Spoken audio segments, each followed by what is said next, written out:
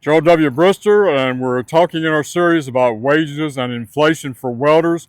And I've had to set a foundation now for several videos. This will be number 5, and this will be kind of the last of the foundation, and then I'm going to really get into the welding side, okay? So let's do part 5. This is part 5. So we talked all the things. We started out with gold. We went to folding money, currency that was redeemable at the bank for gold. Then we got into the Federal Reserve coming into business, and we started printing Fed notes that are backed by nothing. And then we were broke. Everybody started wanting to turn in our dollars to get gold because we said they're good as gold. France started it. Everybody piled in. Richard Nixon was in a bind. We had spent tons of money in Vietnam War, printed all kind of money, and so they could have broke us. We'd have been broke. So he goes on TV and says, no more.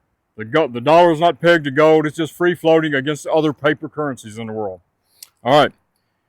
That wasn't good enough. Nobody was wanting our paper dollars now. The cat was out of the bag. And gold doesn't go up. Right now it's 28, silver, go down. What happens is when you see gold is up, like it's gone up probably from 2 years ago, from 2000, 1900 to 28. Gold didn't go up. The paper became more worthless. It's really counterintuitive. So think about that. When you hear the price of gold is going up, it's not going up, the dollar is going down because we print so many of them.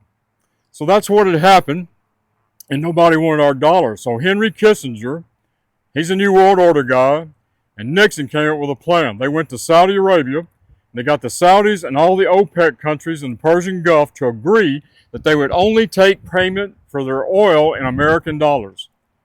That saved us.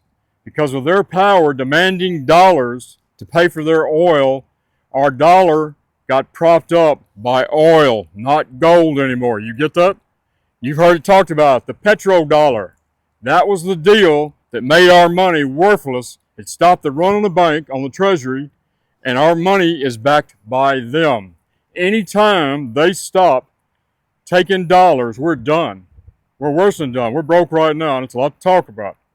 And that's trying to happen right now with the BRICS deal. The Russians, the Chinese, and 100-some countries have come together, and the Chinese and Russians have been buying gold for several years to back their new money they're going to come out with.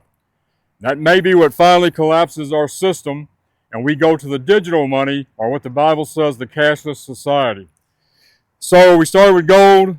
Oil is backing our dollars now, and when they were able to do that, it was Katie bar the door. We have printed money, gone to wars. Everybody's making money except us little guys.